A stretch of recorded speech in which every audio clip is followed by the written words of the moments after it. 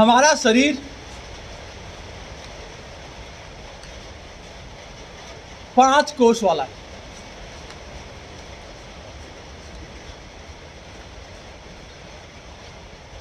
शरीर का जो हार्डवेयर पार्ट है इसको कहते हैं अन्नमय कोष।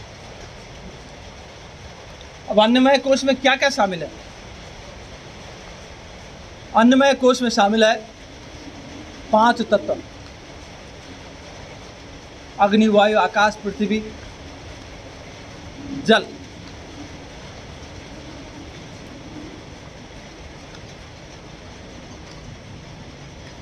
अन्नमय कोष में शामिल है 7 धातु: रस, रक्त, मेद, अस्थिमज्जा, ओज और रस।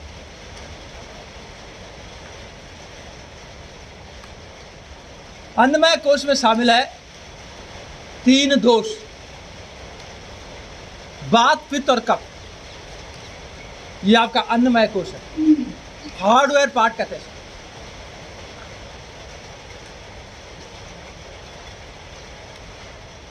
फिर उसके बाद है आपका मनोमय कोष। उसका नाम ही मनोमय, मन और 5 कर्मेंद्रियां आपका मनोमय कोष है। 5 कर्मेंद्रिय। कर्मेंद्रियां क्या है आपकी? हाथ आपकी कर्मेंद्रिय है, पैर आपके कर्मेंद्रिय है,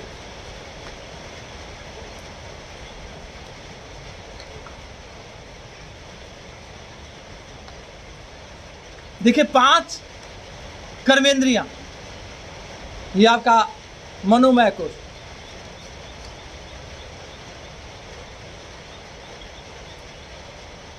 और उसके बाद विज्ञानमय कोष, 5 ज्ञान इंद्रियां, 5 ज्ञान इंद्रियां। ज्ञान इंद्रियां आपकी, ज्ञान इंद्रियां, यह है विज्ञानमय कोष। और फिर 5वां कोष है आनंदमय कोष, जिसमें आपका चित्त निश्चल होता है, आपका मन निष्पाप होता है, आप सत्य पर टिके रहते हैं और आपको आनंद की अनुभूति होती है। उसको आनंदमय कोष कहते हैं। आपकी आत्मा का झुकाव परमात्मा की तरफ होता है।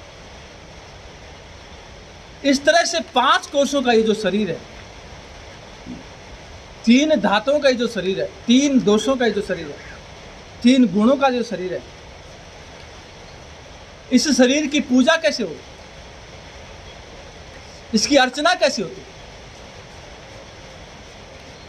इसका अनुष्ठान कैसे होता है? ये है योग। योग के माध्यम से हम अपने 5 धातुओं में, 7 धातुओं में, 5 तत्वों में नियमन कर सकते हैं, संतुलन ला सकते हैं। 7 धातुओं में, 5 तत्वों में जिसका नियमन है, संतुलन है, उसको बीमारियां कैसे छुएंगी? तो सप्त धातु और 5 तत्वों में नियमन, ये जो मुद्रा आपने लगाई हुई है, सूर्य मुद्रा, इससे नियमन हो रहा है, तत्वों का नियमन हो रहा है, तत्वों का संतुलन हो रहा है, तत्वों में वो जो समरसता वो आ रही है, धातुओं का नियमन हो रहा है, नियंत्रण हो रहा है धातुओं। कोई धातु बिगड़ जाए, कोई तत्व बिगड़ जाए, ज़्यादा कम हो जाए, पानी की शरीर में कमी हो जाए तो बीमारी हो जाती है। आपकी जठराग्नि मंद पड़ जाए तो बीमारी हो जाती है। आपके शरीर में बात बढ़ जाए तो बात संबंधी रोग हो जाते हैं, गठिया हो जाता है, कमर का दर्द, गर्दन का दर्द हो जाता है, फ्रोजन शोल्डर हो जाता है बात के बिगड़ने से। पित्त के बिगड़ने से आपको कब्ज होता है, एसिडिटी गैस हो जाती है, जिसकी वजह से आपको सिर दर्द, माइग्रेन होता है। तो बात, पित्त, कफ का नियमन, उनमें संतुलन, 7 तत्वों में संतुलन नियमन, 5 तत्वों में संतुलन नियमन, 7 धातुओं में संतुलन नियमन, ये मुद्रा से साधित होता है। ये कपालभाति से साधित हो रहा है इस समय। जो कपालभाति आप कर रहे हो, ये छोटी मोटी चीज़ नहीं है, ये छोटा मोटा क्रिया नहीं है, छोटी मोटी क्रिया नहीं है। ये आप सौभाग्यशाली को आपको ये आपके घर के अंदर करने के लिए मिल रही है। आप अपने पेट को धक्का मार रहे हो, सांसों को झटके के साथ बाहर कर रहे हो, और इससे क्या हो रहा है? आपके 7 धातुओं का 7 जो धातु है उनका नियमन हो रहा है। इससे क्या हो रहा है? आपके 5 तत्वों का नियमन हो रहा है। इससे क्या हो रहा है? इससे आपके 3 दोषों का नियमन हो रहा है। और जब आपने ये करना सीख लिया तो आप ये सोच लो, आपका ये जो हार्डवेयर शरीर है, इसमें आपको आपकी मांसपेशियां ढीली पड़ने लग जाती हैं, मांसपेशियां ढीली पड़ने लग जाती हैं, जोड़ों में डिपॉजिट जमा होने लग जाते हैं, विषैले तत्व जमा होने लग जाते हैं, विजातीय तत्व जमा होने लग जाते हैं, क्रिस्टल जमा होने लग जाते हैं। और वो जब जमा होते हैं तो रक्त का संचरण रुक जाता है। वो जब जमा होते हैं तो रक्त का संचरण रुक जाता है, और रक्त के संचरण के रुकने से जो हमारी बायो इलेक्ट्रिसिटी, बायो एनर्जी है, वो लीक होने लगा। जब आपकी हड्डियां अपना जगह छोड़ती हैं, मांसपेशी अपना जगह छोड़ती है, तो बायो इलेक्ट्रिसिटी, बायो एनर्जी का लीकेज होने लग जाता है। और ये लीकेज आपके शरीर में बहुत सारी विकृतियों को पैदा करते हैं, बहुत सारी विकृतियां पैदा हो जाती हैं। आप ऊपर से लेकर टॉप से लेकर के बॉटम तक बहुत सारी बीमारियां आपको पैदा होती हैं। पूरा विज्ञान आपके सामने आ रहा है। आपके सिर में आपके हार्मोन्स ने कम काम करना बंद कर दिया, उनका स्राव नियमित नहीं हुआ। ये मुद्रा से नियमित हो रहा है, ये कपालभाति से नियमित हो रहा है, प्राणायाम से नियमित हो रहा है, आसनों से नियमित हो रहा है, एक्यूप्रेशर से नियमित हो रहा है। तो आपके मस्तिष्क के तंतु जब अनियमित होते हैं तो आपको माइग्रेन होने लग जाता है, मिर्गी होने लग जाती है, कंपुआत होने लग जाता है, पैरालिटिक अटैक होने लग जाता है। तो आप बचना चाहते हो, आज छुट्टी का दिन है तो ये बहुत बढ़िया से आपके सामने सत्र आ रहा है।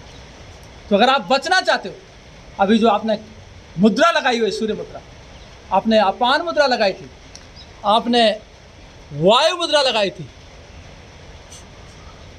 इन मुद्राओं के माध्यम से, एक्यूप्रेशर के माध्यम से, आसनों के माध्यम से, प्राणायाम के माध्यम से आपके इन मस्तिष्क के तंतुओं का नियमन हो रहा है।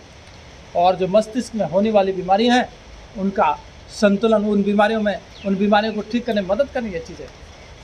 उसी तरह से जब आप ये सब चीज़ करते हैं तो आपका जो मस्तिष्क है, मस्तिष्क के बाद आपकी पिट्यूटरी पीनियल ग्रंथियाँ, जो आपके थायराइड ग्रंथि के साथ मिल करके आपके पाचन तंत्र को ठीक करते हैं, आपके रक्त संचरण को ठीक करती हैं, उन ग्रंथियों का स्राव, उन ग्रंथियों का नियमन होने लग जाता है। फिर आपकी थायराइड ग्रंथि है, थायराइड ग्रंथि के बिगड़ने से आपका शरीर मोटा हो जाता है, ढीला पड़ जाता है, ज़्यादा होने से मोटा होता है, कम होने से पतला होने लग जाता है, शरीर में शिथिलता आने लग जाती है, पाचन तंत्र बिगड़ने लग जाता है। तो ये जो चीज़ें आप कर रहे हो कपालभाति, ये जो आप कर रहे हो एक्यूप्रेशर, ये जो आप लगा रहे हो मुद्रा, ये जो आप कर रहे हो प्राणायाम, ये जो आप कर रहे हो आसन, इन आसनों के माध्यम से आपका थायराइड भी ठीक होता है। थायराइड के अलग से आसन है, किडनी के अलग से आसन है। वो जो बच्चा जिसने कहा था कि मेरी किडनी में प्रॉब्लम आ गई, आज मैं उसके हिसाब से इस प्रोग्राम को लेके आया था। देखो, उसके नीचे आपके थायराइड ग्रंथि के नीचे आपके थाइमस ग्रंथि, थाइमस ग्रंथि के बिगड़ने से भी आपको बहुत सारी विकृतियां हो जाती हैं। थाइमस ग्रंथि के साथ ही आपके एड्रिनल ग्रंथियां, उनके विकृत हो जाने से, उनके नियमन के खराब हो जाने से आपको बीमारियां हो जाती हैं, किडनी संबंधी रोग हो जाते हैं। उसके बाद आपका पैनक्रियाज एक ग्रंथि है, उसके बिगड़ने से आपका इंसुलिन बनना बंद हो जाता है, शुगर आपका बढ़ने लग जाता है। शुगर बढ़ता है तो आपका पाचन तंत्र बिगड़ जाता है। शुगर के बढ़ने से आपके शरीर से विटामिन का और मिनरल्स आपके यूरिन के रास्ते बाहर निकलने लग जाते हैं। किडनी की क्षमता से ज़्यादा चीज़ें आने लग जाते हैं बॉडी में, वो जो सारे के सारे मिनरल्स हैं वो बाहर निकलते हैं, आपके शरीर क्षीण होने लग जाता है। पैनक्रियाज आपका ग्रंथि है, लीवर आपकी ग्रंथि, लीवर फैट होने लग जाता है। लीवर के फैट होने से आपको कितनी सारी प्रॉब्लम हो जाती है लीवर के फैट होने से। तो ये जो क्रियाएं हैं सारे के सारे आपके लीवर का नियमन करेंगे। फिर आपका और 2 चीज़ें हैं, आपके शरीर में स्प्लीन है, उसके बिगड़ने से, स्प्लीन भी एक ग्रंथि है, उसके बिगड़ने से हमारे शरीर में विकृतियां पैदा होती हैं। आपके शरीर में गॉल ब्लैडर है, पित्त की थैली है, पित्त की थैली को निकालना पड़ता है कई बार। जब निकल जाती है तो आपका पित्त संबंधी रोग, पित्त जो है वो पाचन तंत्र को नियमित करता है। तो आपकी ये क्रियाएं आपके पित्त को भी कंट्रोल करने में मदद करती हैं। इस तरह से ये जो कपालभाति है ये अपने आप में एक बहुत बड़ा वरदान आप सब लोगों के लिए साबित हो रहा है, एक बूंद साबित हो रहा है आपके लिए, एक आपके लिए एक तोहफा साबित हो रहा है कपालभाति। इसलिए आप लोग जो जितने भी लोगों ने ज्वाइन किया वो आज इसका आनंद उठा रहे हैं, इसका लाभ समझ रहे हैं, इसके महत्व को समझ रहे हैं। इसको छोटा मत समझना, आप बहुत बड़ी चीज़ है कपालभाति। कपालभाति आपके आर्टरीज को ठीक करने में मदद करती है, आपके हार्ट के रोगों को ठीक करती है कपालभाति। आपके आंखों के लिए ठीक है कपालभाति, आपके कानों के लिए ठीक है कपालभाति, आपके फेफड़ों के लिए ठीक है कपालभाति।